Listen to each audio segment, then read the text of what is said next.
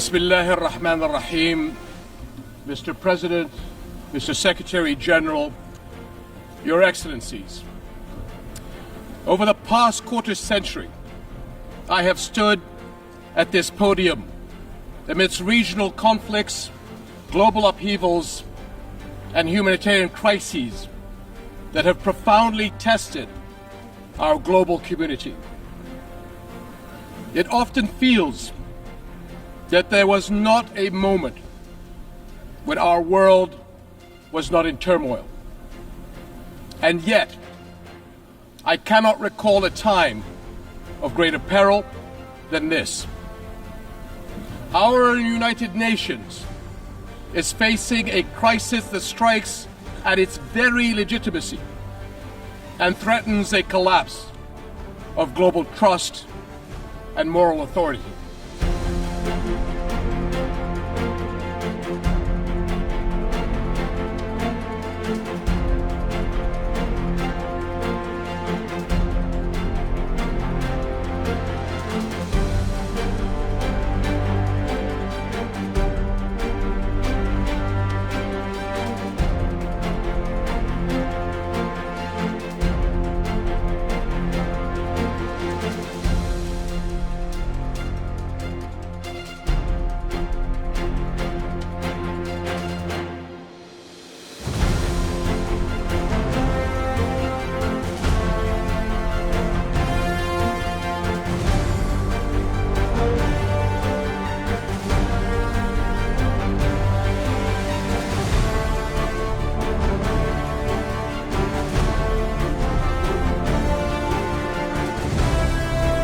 The attacks of October 7th on Israeli civilians last year were condemned by countries all over the world, including Jordan.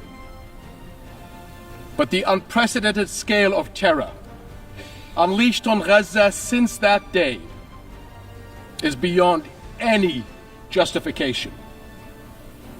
The Israeli government's assault has resulted in one of the fastest death rates in recent conflicts, one of the fastest rates of starvation caused by war, the largest cohort of child amputees, and unprecedented levels of destruction.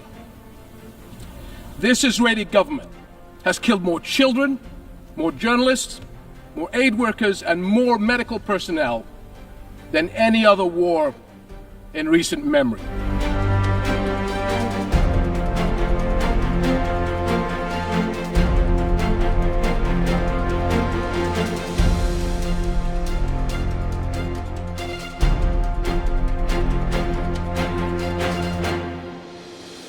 Now is the time to ensure the protection of the Palestinian people. It is the moral duty of this international community to establish a protection mechanism for them across the occupied territories.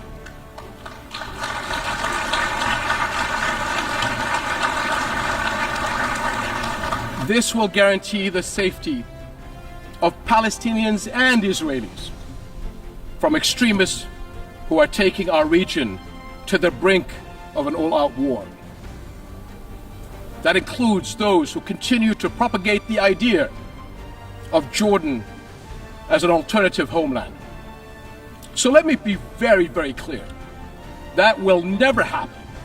We will never accept the forced displacement of Palestinians, which is a war crime.